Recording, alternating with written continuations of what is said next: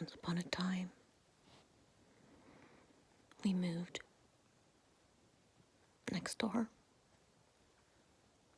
We were coming from a place where we weren't allowed any animals. The only thing I could say to Lily when we moved here is this is the place. We're finally gonna have a dog.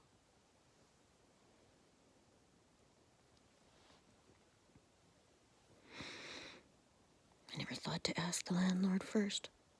There's dogs everywhere in this neighborhood. I'm gonna be really straight up. The place is clean, spacious, but still, I'm gonna use the word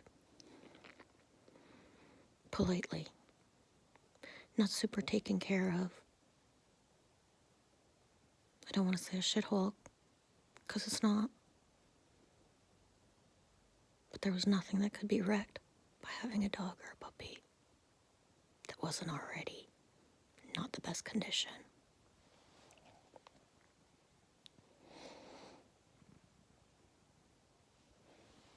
So when I spoke to the landlord about, what he expected, what I am to expect, things like, I live in the north, the driveway in the winter, etc. Parking spot, what's mine? Kind of thing. And I said, so we're good to get a dog? And he looks at me and he's like, oh, I'm really glad you talked about that, because no, I don't allow dogs anymore in my buildings. And I was like, what? Why? And he's like, people say, and they'll clean up after their dogs, but it ends up being poopy everywhere. And dogs bark, dogs get out of control, and dogs do damage. And I'm just done. I don't allow dogs.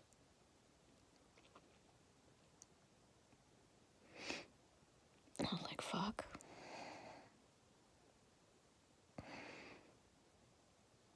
It's been years now. That's like Lily's biggest wish, and I can't provide it again.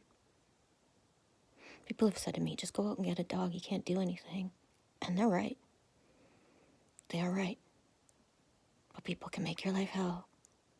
And they can figure out a way to fucking get you out of there when they don't like what you're doing. And I'm going to be straight up as well. As a renter, because I've owned and been a landowner where I rented, the conditions and the agreements we make with people, that's it. It's integrity. You say you're going to do something, you do it. You say you're not going to do something, you don't do it. Anyways, long story shortened a little bit.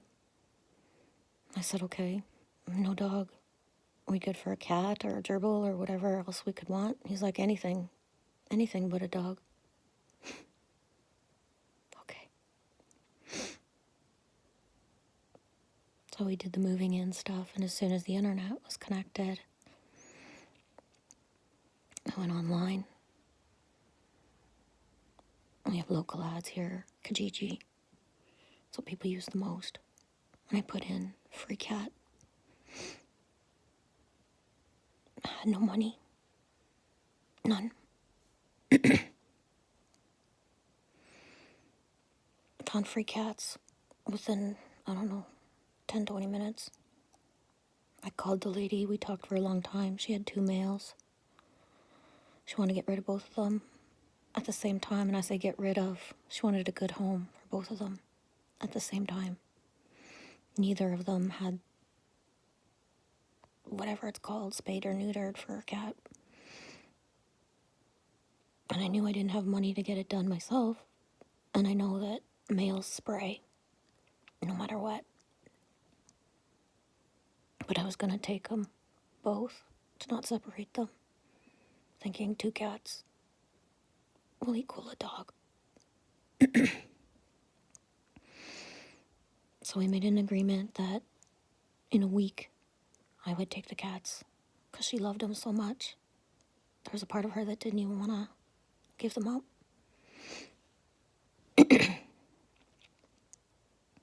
But just, in like the 24 hours, knowing I had the cats coming, everything inside of me was like, this is too much, Jen. It's too much. 2 cats, not declawed. Not that I would declaw them, but if they already were. And then the potential of the smell.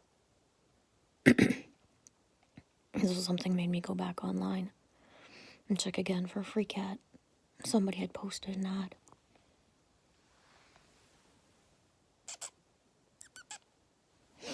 With this little dude. And I say little dude, big dude. And the ad basically said, free cat. Needing to go to a good home. Because the woman was going into assisted living and she couldn't have her cat anymore. And so I called right away. The ad had only been up for 2 hours. And I started talking to the daughter of the woman. And she was basically saying that they were looking for a home, a forever home, for Bo. And that they were going to wait as long as it took. They were looking for the perfect person, for Bo. And then I told her kind of like, our situation and stuff, how we homeschool, how we truly want a dog, but we're not allowed. No matter where we go, there's always some fucking reason not to have a dog. And looking back at all the years and how things have gone, what it takes to care for a dog compared to a cat, I understand the higher purpose. It's not about being controlled. Everything does happen for a reason. But anyways, so we talked for about, 10, 15 minutes. And really decided that Bo was ours. And I was saying how, she was saying, how everything. There's already cat litter, the cat box, the cat tote to bring them in the car, food, toys, treats. How the cat was set for like a month, no matter what, with the food that it needed and the cat litter that was going to be provided. And I was saying how, like, I'll give you something later. And she was like, no, the purpose of giving Bo is to gift. We won't take anything, no matter what. We won't take anything. And we want him to be set with what he needs, what he has, for long enough that he's not a burden to anybody. And that he'll be able to keep his same habits even as he moves, meaning the same type of litter, the same type of food. She was saying how, you can go and try to buy other things at some point, but it's never going to work. We already tried to treat him with different foods, and it's just never worked. He always wants the same thing, or it just doesn't result in good whatever if he eats other stuff. Anyways, long story short again, we decided that we'd go pick up Bo 3 hours later. The woman who was gifting the cat was ready once she was listening to the conversation that her daughter was having with us, and that, like, let's just do this now. Let's not wait.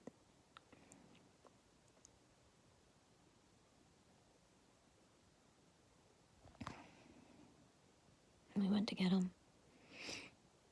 We drove to Bondfield, which is just a little town, so small, out of the way, back roads around here. It was so beautiful. Like where he came from. I looked at the house, I looked at the land, and I was like, oh my gosh. Everything inside of me, I have shivers, and it's hard not to cry right now because the woman, how, when we surrender into another life path, was giving up her cat, was giving up this land, this home. Like, no joke, the way that it was situated and how it was everything I could ever want, kind of thing. So perfect. Out of the way, not even in the little town, on a little like road off, just perfect. I just thought how brave the woman was. kind. In the moment when we were moving and stuff, I didn't get much like support, like physical hugs. The woman from the women's shelter that helped us, she hugged me.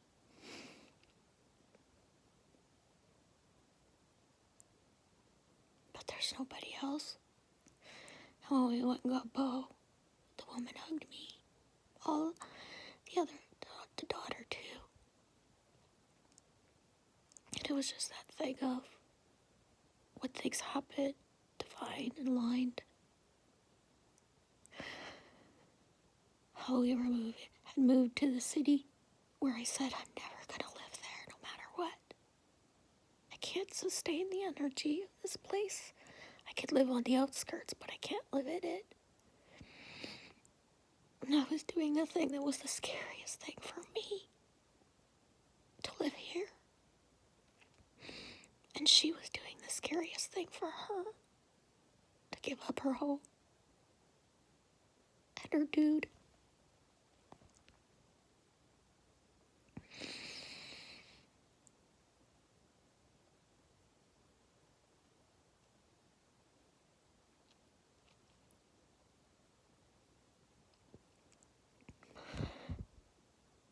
When I talk and I do my streams, or I seem pushy, or I seem like so many different ways, y'all don't know how much we've lost or given up, how many sacrifices we've made to be safe. A mommy and daughter. And now our dude.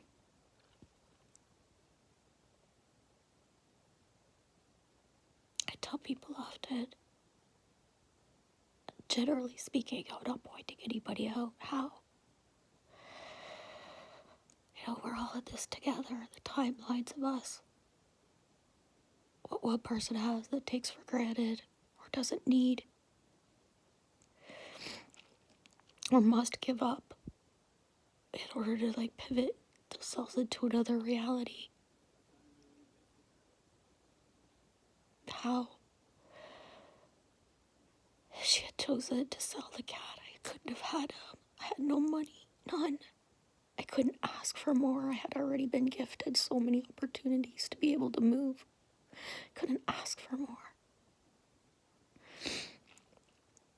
If she had chosen to, not put the ad that day, I would have found him so fast.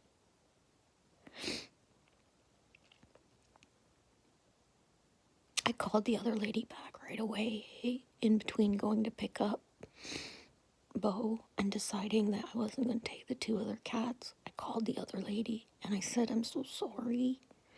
I've been thinking a lot about the fact that they're not like, whatever, spayed or neutered. And I just can't handle that. I can't care for them the way that they'll need. And then they'll become an issue for me because I don't have money. And she was like, it's okay, sweetie. She was just so grateful that I let her know. I was like, oh yeah, I didn't want you thinking like all week that, everything's set and then all of a sudden, or just not, And she was like, I'm just so grateful you called me right away. She said, there's a part of me, I'm not even sure I'm going to give them up. So as you were thinking, this might not work for you, I was thinking this might not work for me.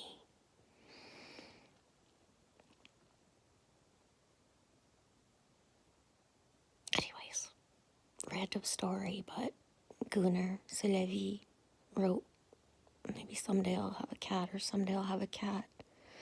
And I put in the comments, man, I'm going to go share how Bo came into our life. I know I've shared randomly in live streams, but my live streams can be so long and you can't go back and look and listen. Right?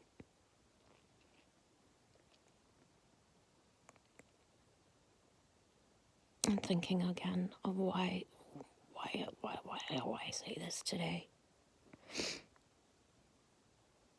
There's always something to sacrifice to get to another timeline. there can be divine detours that last so long that it's just the littlest, most perfect things that keep you sane. The spiritual, bullshit of, just sit there and make a vision board. You're gonna manifest what you want. We're not here to manifest what we want. We're here to manifest what we need in any given timeline of our life. Yeah, vision boards and manifesting and having wishes and hopes and dreams. But often, when you make a vision board and you think that's what you want, that vision board's blocking you from what you actually, your highest self wants.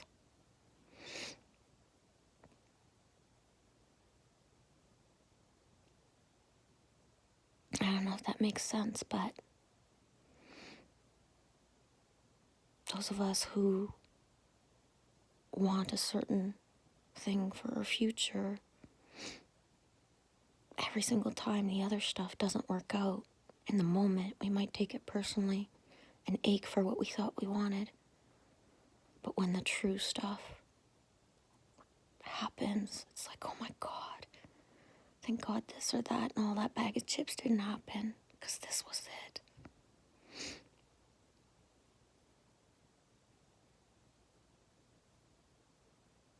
We're in a paradigm now of service to others, not service to self.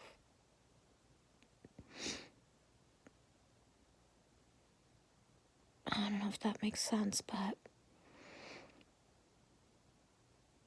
when you really flow with your heart open, putting yourself first, but always with the intent of how can this help the greater good? Not just me, myself, and I, and my family, but greater good. Magic happens. If I hadn't have been, and still right now in this divine detour, I wouldn't have learned everything I learned in the last years. I certainly would have stopped questing for tribe and certain things, and I wouldn't have become that round table that I am with us all. Me not manifesting from a vision board has created a whole entire circle for us. And the longer that I get to continue that circle of us, the more we grow stronger.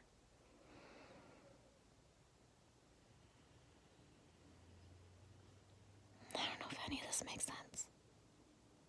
Take what resonates, leave the rest.